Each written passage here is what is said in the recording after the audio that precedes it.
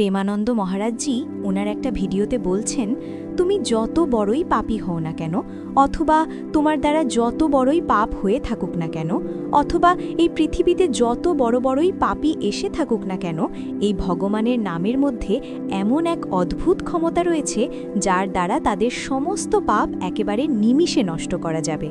তারপর প্রেমানন্দ মহারাজজি বলছেন, মানুষ হয়ে জন্মেছ, এই শরীরটাকে শুধু ভোগ বিলাসে বিলিয়ে দিও না, এই শরীরটাকে ভগবানের কাজে লাগাও। গুরুর চরণে গিয়ে দুনিয়ার সব মায়া প্রপঞ্চ ত্যাগ করে শুধু কৃষ্ণ কৃষ্ণ গোবিন্দ গোবিন্দ বলতে থাকো।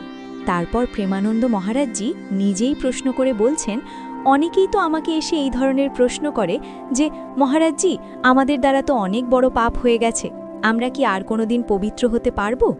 এই কথার উত্তরে মহারাজজি বলছেন, মন দিয়ে শোনো, তোমার দ্বারা যদি এমন কোনো মহাপাপ হয়েও থাকে আর তারপর যদি তোমার মনের ভেতরে এই অনুশোচনা আসে যে হায়, আমার দ্বারা তো পাপ হয়ে গেছে, এবার আমার উদ্ধার কিভাবে হবে, তাহলে আর দেরি না করে গুরুর চরণের আশ্রয় নিয়ে আজ থেকেই নাম জপ শুরু করে দাও।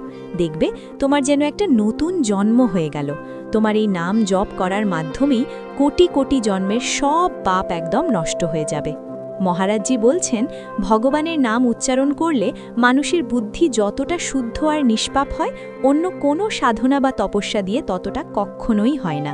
তাই ভগবানের গুণ, তার লীলা আর তার নামের মধ্যে মানুষের বুদ্ধি এমনভাবে পবিত্র হয়ে ডুবে যায় যে ভগবানের প্রতি তার মনে এক গভীর প্রেম জেগে ওঠে। তারপর মহারাজজি বলছেন, আমার এই কথা শুনে হয়তো তোমাদের মনে হতে পারে যে পাপ কাটানোর তো আরও অনেক উপায় আছে।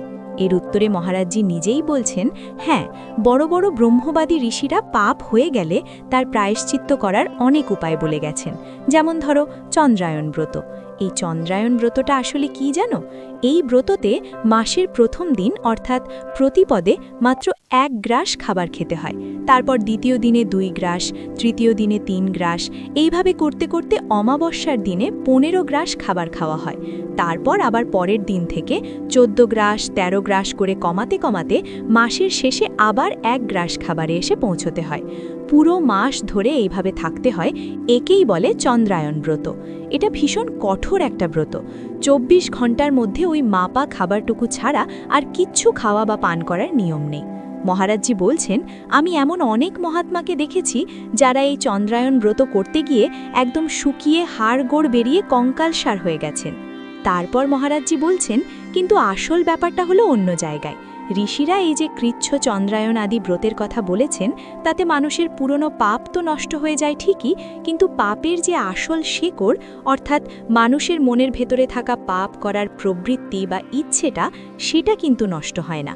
কিন্তু কেউ যদি ভগবানের নাম উচ্চারণ করে তাহলে তার পুরনো পাপ তো নষ্ট হয়ই, তার সাথে সাথে ওই পাপ করার ইচ্ছেটাও একেবারে গোড়া থেকে নষ্ট হয়ে যায়। তখন তার মন একদম পবিত্র হয়ে ভগবানের চরণে প্রেম নিবেদন করে। মহারাজজি বলছেন, তুমি অন্য যে কোনো প্রায়শ্চিত্তই করো না কেন, তোমার পাপ হয়তো নষ্ট হবে, কিন্তু তোমার মন আবার নতুন করে পাপের চাষ করার জন্য তৈরি হয়ে যাবে, কারণ ওই পাপ করার প্রবৃত্তিটা কোনো প্রায়শ্চিত্তই মানতে চায় না। তাই সত্যিকারের সম্পূর্ণ প্রায়শ্চিত্ত তো সেটাই যা মনের ভেতর থেকে পাপ করার ইচ্ছেটাকেই একেবারে উপড়ে ফেলে দেয়, যাতে মানুষ আর নতুন করে কোনো পাপই না করতে পারে। আর এই কাজটা দুনিয়াতে কেবল একটা জিনিসই করতে পারে, সেটা হলো ভগবানের নামের কীর্তন বা ভগবানের নাম জপ। আর ঠিক সেই কারণেই মহারাজজি বলছেন, আমি চিৎকার করে করে সবাইকে বলি, নাম জপ করো, নাম জপ করো। এই নাম জপ করলে চিত্তের বা মনের যে অদ্ভুত শুদ্ধি হয় আর পাপের যে বিনাশ হয়, তা অন্য কোনো কিছুতেই হয় না। এই প্রসঙ্গে মহারাজজি একটা দারুণ গল্প শোনাচ্ছেন। তিনি বলছেন, এই জন্যই তো যমদূতরা অজামিলকে স্পর্শ পর্যন্ত করতে পারল না। অজামিল অনেক পাপ করেছিল ঠিকই, কিন্তু মৃত্যুর সময় যমদূতরা যখন তাকে নিতে এলো, তখন সে তার ছেলে নারায়ণকে ডাকতে গিয়ে আসলে ভগবানের নামই উচ্চারণ করে ফেলেছিল। আর এই নাম উচ্চারণ করার ফলেই যমদূতদের খালি হাতে ফিরে যেতে হলো। তারা অজামিলকে নিয়ে যাওয়া তো দূরের কথা, তাকে একটু ছুঁতেও পারল না, কারণ মরার সময় ওই ভগবান শ্রীহরির নারায়ণ নাম উচ্চারণ করার ফলে তার সমস্ত পাপের প্রায়শ্চিত্ত হয়ে গিয়েছিল। মহারাজজি বলছেন, বড় বড় মহাত্মা পুরুষরা এই কথাটা খুব ভালো করেই জানেন। তাই তারা বলেন, সাঙ্কেত্যং পারিহাস্যং বা স্তোভং হেলনমেব বা বৈকুণ্ঠ নাম গ্রহণম আশেই সাঘা হারাম বিদুহু। অর্থাৎ কেউ যদি সংকেত করে বা ইশারা করে কিংবা হাসি ঠাট্টা করে সুর মেলাতে গিয়ে এমনকি কাউকে অবহেলা করে বা রাগ করেও যদি ভগবানের নাম উচ্চারণ করে ফেলে, তবে সাথে সাথে তার সমস্ত পাপ ভস্ম হতে শুরু করে দেয়। যেমন ধরো, রাস্তা দিয়ে চলতে চলতে কোনো মানুষ যদি হঠাৎ পা পিছলে পড়ে যাওয়ার সময় ভয়ের চোটে রাধা বা হরি বলে চিৎকার করে ওঠে, তাহলে সেও আর যমরাজের কাছে শাস্তি পাওয়ার যোগ্য থাকে না। মহারাজজি বলছেন, আমি এখানে কোনো বড় সাধু সন্ন্যাসী বা ভজনানন্দীদের কথা বলছি না, আমি সাধারণ মানুষের কথা বলছি। পড়ে যাওয়ার সময়, হাই তোলার সময় বা কোনো ভয়ের কারণেও যদি মুখ দিয়ে হরি হরি বা রাধা রাধা বেরিয়ে যায়, তাহলে সে আর যমরাজের খাতায় অপরাধী থাকে না। সে যদি ২-৪ বারও ভগবানের নাম নিয়ে নেয়, তাহলে সেখান থেকেই তার জীবনের মঙ্গল শুরু হয়ে যায়। তারপর মহারাজজি বলছেন, কিন্তু আমাদের উচিত এই পবিত্র নামটাকে নিরন্তর জপ করে তার স্বাদ অনুভব করা, যাতে এই দেহের মায়া ত্যাগ করে আমরা বেঁচে থাকতেই ভগবানের দর্শন পেয়ে যাই। তপস্যা করলে বা মানুষের সেবা করলে পাপ হয়তো নষ্ট হয়, কিন্তু কলুষিত হওয়া হৃদয়টা তো আর শুদ্ধ হয় না। তার জন্য একটাই উপায়, নাম জপ আর নাম কীর্তন। প্রভুর চরণ সেবা আর নাম জপে যতটা নিষ্পাপ হয়, দুনিয়ার আর কোনো সাধনাতেই তা হয় না। মহারাজজি বলছেন, জেনে হোক বা না জেনে হোক, তুমি যদি আগুনে হাত দাও, আগুন যেমন তোমাকে পুড়িয়ে ছাই করে দেবে, ঠিক তেমনি শ্রদ্ধা নিয়ে হোক বা অশ্রদ্ধা নিয়ে, তুমি জেনে করো বা না জেনে করো, যদি ভগবানের নাম কীর্তন তোমার কানে যায় বা তুমি মুখে উচ্চারণ করো, তবে তা তোমার শরীরের সমস্ত পাপকে একদম পুড়িয়ে ভস্ম করে দেবে।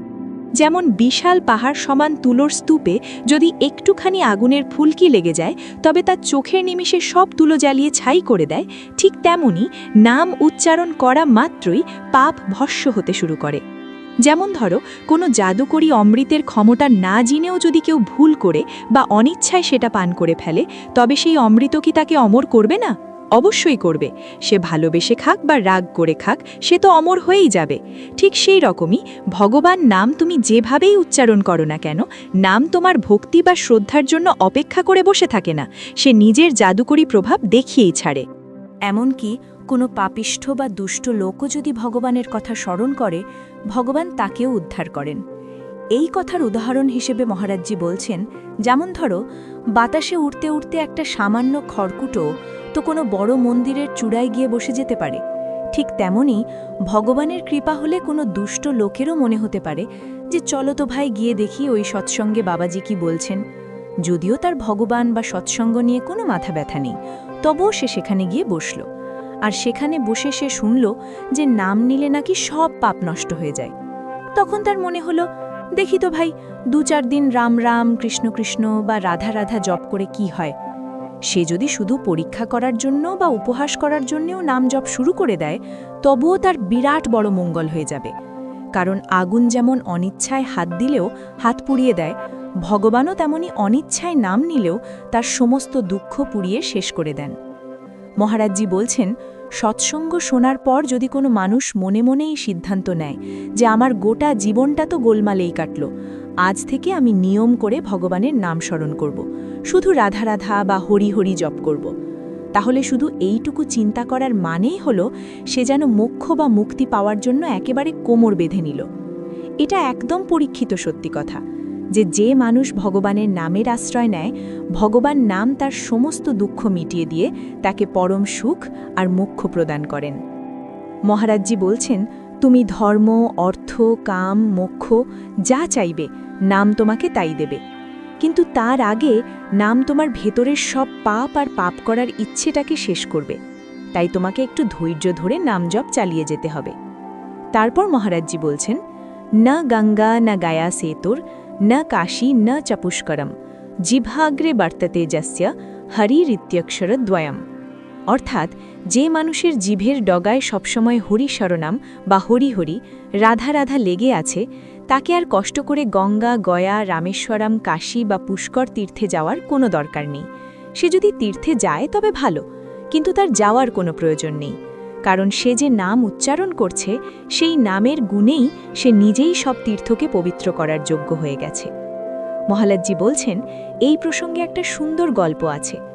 যখন ভগীরথ গঙ্গাদেবীকে খুশি করে মর্তে বা পৃথিবীতে নিয়ে আসছিলেন, তখন গঙ্গাদেবী বুটো শর্ত দিয়েছিলেন। তিনি বলেছিলেন, প্রথমত আমি যখন ব্রহ্মলোক থেকে নামব তখন তো আমি সরাসরি পাতালে চলে যাব, তাই মর্তলোকে আমাকে আটকে রাখার মতো কাউকে আগে রাজি করো। আর দ্বিতীয় শর্তটা ছিল, আমি যখন পৃথিবীতে বইব তখন তো দুনিয়ার সব পাপী মানুষ আমার জলে স্নান করে আমাকে স্পর্শ করবে, তখন আমার ভেতরে যে এত পাপ জমা হবে, আমাকে সেই পাপ থেকে মুক্ত করবে কে? তখন রাজা ভগীরথ মহাদেবকে খুশি করলেন, আর মহাদেব গঙ্গাকে নিজের জটায় আটকে রাখলেন। আর দ্বিতীয় প্রশ্নের উত্তরে বলা হলো, যারা একদম শান্ত ব্রহ্মনিষ্ঠ মহাপুরুষ আর যারা নিরন্তর ভগবানের নাম জপ করেন, তারা যখন তাদের পবিত্র চরণ তোমার জলের মধ্যে রাখবেন, তখন তুমি একদম নিষ্পাপ হয়ে যাবে। মহারাজজি বলছেন, তার মানে বুঝতে পারছো তো, গঙ্গাকেও নিষ্পাপ করার ক্ষমতা একজন ভগবানপ্রেমী মহাত্মার থাকে। এই জন্যই বলা হয়, যার মুখে হরিনাম আছে তাকে তীর্থে যেতে হয় না, বরং গঙ্গা, গয়া, কাশী সব তীর্থ নিজের থেকেই তার কাছে ছুটে চলে আসে। এমনকি 4টে বেদ, ঋগ্বেদ, যজুর্বেদ, সামবেদ, অথর্ববেদ পড়ার যে পুণ্য, সেটাও হরিনাম জপ করলে এমনিতেই পাওয়া যায়। আর অশ্বমেধ যজ্ঞ করার সমান পুণ্য এই নামের মধ্যেই লুকিয়ে আছে। কারণ ভগবান শ্রীকৃষ্ণ নিজেই বলেছেন, যত রকম যজ্ঞ আছে তার মধ্যে শ্রেষ্ঠ জপ যজ্ঞ হলাম আমি নিজেই, মানে ভগবানের নাম নেওয়া। মহারাজজি বলছেন, এই পৃথিবী থেকে যখন আমাদের চলে যেতে হবে, তখন তো আমরা সাথে করে কিচ্ছু নিয়ে যেতে পারবো না। এই ধন সম্পত্তি, বাড়ি গাড়ি সব এখানেই পড়ে থাকবে, কিন্তু এই হরি হরি রাধা রাধার নামরূপী যে সম্পত্তি, এটাই শুধু তোমার সাথে তোমার শেষ যাত্রায় যাবে। তাই এই নামই হলো তোমার পরকালের ব্যাংকের আসল ব্যালেন্স, তোমার পথের খাবার। এই নাম হলো সংসাররূপী রোগের অব্যর্থ ওষুধ। এরপরেও যদি মানুষের এই নামের প্রতি ভালোবাসা না জন্মায়, তাহলে বলতেই হবে ভগবানের মায়া বড়ই বিচিত্র। তারপর প্রেমানন্দ মহারাজজি নিজেই প্রশ্ন করে বলছেন, অনেকেই ভাবে যে নাম জপ করার নিশ্চয়ই কোনো বিশেষ নিয়ম আছে, কোনো নির্দিষ্ট জায়গা আছে, বা পবিত্র অপবিত্র হওয়ার কোনো ব্যাপার আছে। এই কথার উত্তরে মহারাজজি নিজেই পরিষ্কার করে বুঝিয়ে বলছেন, আরে না না, নাম জপ করার জন্য দেশ, কাল, সময়, পবিত্রতা বা অপবিত্রতার কোনো নিয়ম নেই। তুমি যেখানেই থাকো, যেমন অবস্থাতেই থাকো, পবিত্র বা অপবিত্র, নাম জপ করছো মানেই তোমার সব মঙ্গল হবে। তারপর মহারাজজি একটা ঘটনার কথা মনে করে বললেন, একবার কিছু ছোট ছোট ছাত্র আমার কাছে এসে জিজ্ঞেস করল, মহারাজজি, আমাদের তো সারাদিন পড়াশোনা নিয়ে খুব ব্যস্ত থাকতে হয়, আমরা কখন নাম জপ করব? তখন আমি তাদের বললাম, আরে বাবা, যখন শৌচালয়ে যাবে, যখন ব্রাশ করবে, যখন স্নান করবে বা প্রস্রাব করতে যাবে, ঠিক সেই সময়গুলোতে মনে মনে রাধা রাধা রাধা জপ করবে। মহারাজজি বলছেন, এই কথা শুনে অনেকেই হয়তো অবাক হয়ে ভাবে যে রাধা নাম তো এত পবিত্র, সেটা শৌচালয়ে বসে কিভাবে জপ করব? এর উত্তরে মহারাজজি নিজেই বলছেন, এটাই তো নামের সবচেয়ে বড় মহিমা। অপবিত্র পবিত্র বা সর্বাবস্থাঙ্গত অপিজ ইয়ঃ স্মরেত পুণ্ডরী কাক্ষাং স বাহ্যাভ্যন্তর শুচি। অর্থাৎ তুমি পবিত্র অবস্থায় থাকো বা অপবিত্র অবস্থাতেই থাকো, যে মুহূর্তে তুমি হরি হরি বা রাধা রাধা জপ করছো, সেই মুহূর্তেই তুমি বাইরে এবং ভেতরে পরম পবিত্র হয়ে গেছো। সেখানে মুখে জোরে উচ্চারণ করার দরকার নেই, শুধু ভেতরে ভেতরে মনে মনে নাম চললেই হলো। চলতে ফিরতে, উঠতে বসতে, খেতে শুতে, যে কোনো অবস্থাতেই নাম জপ করা যায়।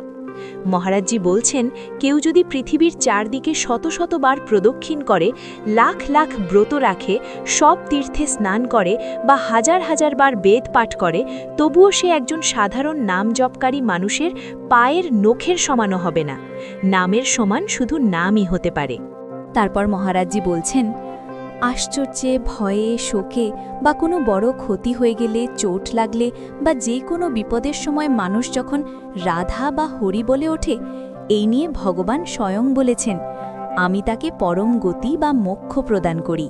তাই মৃত্যুর অন্তিম সময় হোক বা জীবনের যে কোনো মুহূর্ত, এই পবিত্র নামটাকে কখনো ভুলো না, তোমার ভগবান লাভ হবেই হবে।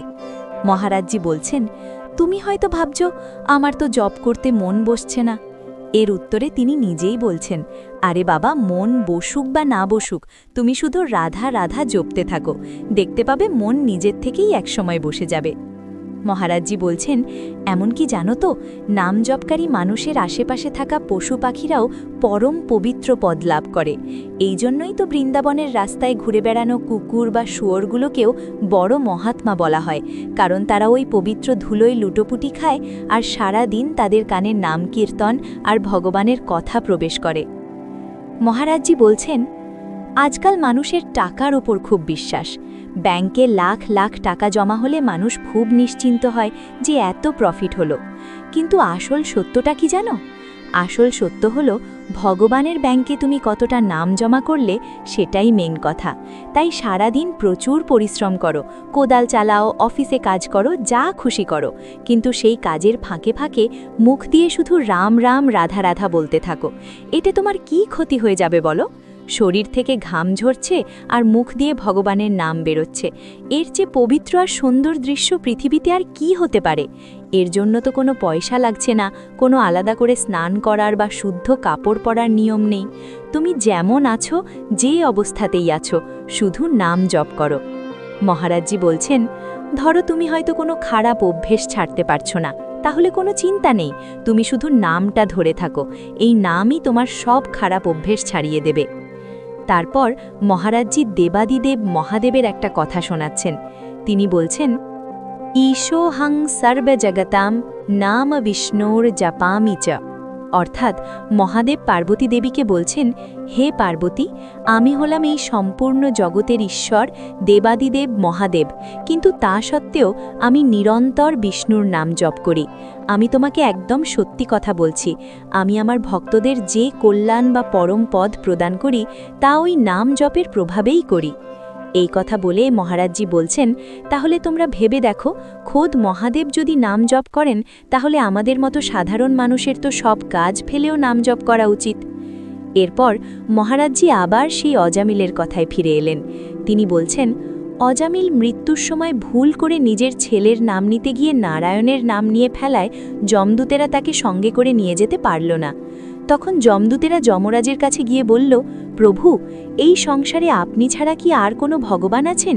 আমরা তো এতদিন জানতাম আপনিই সর্বেসর্বা। আজ আমরা এক অপরাধীকে ফাঁসিতে বেঁধে আনছিলাম, হঠাৎ 4 জন ভীষণ তেজস্বী পুরুষ এসে আমাদের রশি কেটে দিল আর উল্টে আমাদেরই খুব বকাঝকা করল।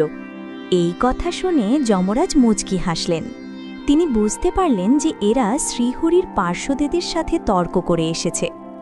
যমরাজ তখন হাত জোড় করে ভগবান শ্রীহরিকে প্রণাম করে বললেন, হে দূতগণ, আমি তো সামান্য একজন সেবক মাত্র। এই গোটা ব্রহ্মাণ্ডের আসল মালিক হলেন ভগবান শ্রীহরি। যেমন একজন কৃষক তার বলদদের দড়ি দিয়ে বেঁধে রাখে, ঠিক তেমনই ওই জগদীশ্বর ভগবান শ্রীকৃষ্ণ আমাদের সবাইকে বেদ আর ধর্মের দড়ি দিয়ে বেঁধে রেখেছেন। ইন্দ্র, বরুণ, সূর্য, ব্রহ্মা আর আমি যমরাজ, আমরা সবাই যার অধীনে থেকে আজ্ঞা পালন করি তিনি হলেন শ্রীহরি। আর তোমরা যাদের দেখেছ তারা হলেন সেই শ্রীহরিরই নিজস্ব পার্ষদ। ভক্তদের ওপর বিপদ এলে তারাই তৎক্ষণাৎ ছুটে গিয়ে রক্ষা করেন। যমরাজ তখন তার দূতদের একটা কড়া নির্দেশ দিলেন। তিনি বললেন, ধন্য সেই মানুষ যার জিভে ভগবানের নাম আছে, আর শতধিক্কার সেই জীবনকে যার জিভে ভগবানের নাম নেই, যার কান ভগবানের কথা শোনে না, যাদের মাথা কোনোদিন ভগবান বা কোনো সাধুর সামনে নত হয়নি। আর তোমরা শুধু এই ধরনের মানুষদেরকেই যম পাশে বেঁধে পেটাতে পেটাতে আমার সামনে নিয়ে আসবে। কিন্তু যার মাথা একবারও ভগবানের সামনে ঝুঁকেছে বা যার জিভ একবারও ভগবানের নাম নিয়েছে, ভুল করেও কখনো তাদের ছায়াও মারাতে যাবে না। যমরাজ বুঝতে পারলেন যে তার দূতরা না বুঝে ভগবানের পার্শ্বদেদের সাথে তর্কে জড়িয়ে মহা অপরাধ করে ফেলেছে। তাই তিনি নিজে ভগবানের কাছে ক্ষমা চাইলেন। আর এদিকে অজামিলের কি হলো জানো? অজামিল যখন যমদূতদের হাত থেকে বেঁচে গেল, তখন সে ভগবানের পার্শ্বদেদের দেখে আনন্দে কেঁদে ফেলল। সে মনে মনে খুব অনুতাপ করতে লাগলো আর বলল, হায় হায়, আমি কত বড় পাপী! আমি আমার ধর্ম, পরিবার, বাবা মাকে ছেড়ে এক বেশ্যার মোহে ডুবেছিলাম, কিন্তু আজ শুধু একবার ভুল করে ভগবানের নাম নেওয়ার জন্য আমি বেঁচে গেলাম। অজ্ঞানতার বশে আমি অনেক বড় অপরাধ করেছি, কিন্তু আজ থেকে এখন থেকে আমার প্রতিটা শ্বাসে শ্বাসে শুধু ভগবানের নামই চলবে। আমি আর এক মুহূর্তের জন্যেও এই নাম ছাড়ব না। আর ঠিক এইভাবেই নাম জপ করতে করতে সেই মহাপাপী অজামিল একদিন পরম পদ বা মোক্ষ লাভ করল। তাই মহারাজজি আমাদের সবাইকে খুব বুঝিয়ে বলছেন, হে ভাই, এই মায়ার সংসারে পা পিছলে আমাদের সবার দ্বারাই কিছু না কিছু ভুল হয়ে যায়, কিন্তু সেই ভুল থেকে বেরোনোর রাস্তা খুব সোজা। আর তার জন্য শুধু ভগবানের নাম জপ করতে হবে। এই নাম জপ করার জন্য কোনো টাকা লাগে না, কোনো উপবাস করতে হয় না, কোনো কষ্টকর যোগাসন করতে হয় না। মহারাজজি বলছেন, তোমার রোজকার নিঃশ্বাস তো এমনিতেই ভেতরে যাচ্ছে আর বাইরে আসছে, শুধু সেই নিঃশ্বাসের সাথেই রাধা রাধা বা হরি হরি বলতে থাকো, সব একদম ফ্রি। শেষে মহারাজজি একটা দারুণ উদাহরণ দিয়ে বলছেন, অনেকেই আমাকে বলে যে আমরা তো অনেক খারাপ কাজ করি, নাম জপলে যদি উল্টে পাপ হয়। এর উত্তরে মহারাজজি নিজেই বলছেন, আমি বলছে এটা তোমার মনের ভয়, তুমি যা করছো করো, তুমি শুধু নাম জপটা শুরু করো। তোমার ভেতরের আধ্যাত্মিক ব্যাটারিটা ডিসচার্জ হয়ে গেছে, তাই তুমি নাম জপ করে সেটাকে চার্জে বসাও। পাওয়ার বা শক্তি এলেই দেখবে সব বদভ্যাস এমনিতেই তোমার জীবন থেকে খসে পড়ে যাবে। এরপর মহারাজজি বলছেন, বাল্মীকি মুনির কথা মনে আছে তো? তিনি তো এতই বড় ডাকাত আর পাপী ছিলেন যে সাধুরা যখন তাকে রাম রাম বলতে বললেন, তিনি সেটাও উচ্চারণ করতে পারলেন না। তিনি উল্টে বলতে লাগলেন, মরা মরা মরা। কিন্তু ওই উল্টো নাম জপতে জপতেই সেটা একসময় রাম রাম হয়ে গেল, আর তিনি ভগবান ব্রহ্মার সমান জ্ঞানী হয়ে গেলেন। তাই মহারাজজি বলছেন, ভয় পেও না, নাম জপ করলে পৃথিবীতে আজ পর্যন্ত কারুর কোনো অমঙ্গল হয়নি। তুমি যেখানেই আছো, যেমনই আছো, তুমি ভগবানের সন্তান, তুমিও ওই পরমাত্মারই একটা অংশ, শুধু নিজেকে ভুলে আছো। তাই আজ থেকেই আরাম করে বসো আর মনে মনে রাধা রাধা জপতে শুরু করো। দেখবে ভগবান তোমার জীবনের সমস্ত দুঃখ দূর করে তোমার পরম মঙ্গল করবেন। তাহলে বন্ধুরা, এই ছিল আজকে প্রেমানন্দ মহারাজের মুখে বলার নাম জপের মহিমা। আর এই ভিডিওতে বলা কথাগুলো শুনে যদি তোমাদের মনে নাম জপের ইচ্ছা জেগে ওঠে, তাহলে অবশ্যই এই চ্যানেলটিকে সাবস্ক্রাইব করে বেল আইকনটা অন করে রাখো, কারণ আমরা প্রেমানন্দ মহারাজের হিন্দি ভিডিওগুলো এইভাবে বাংলায় রূপান্তরিত করে থাকি। তাহলে দেখা হবে পরের ভিডিওতে। রাধে রাধে।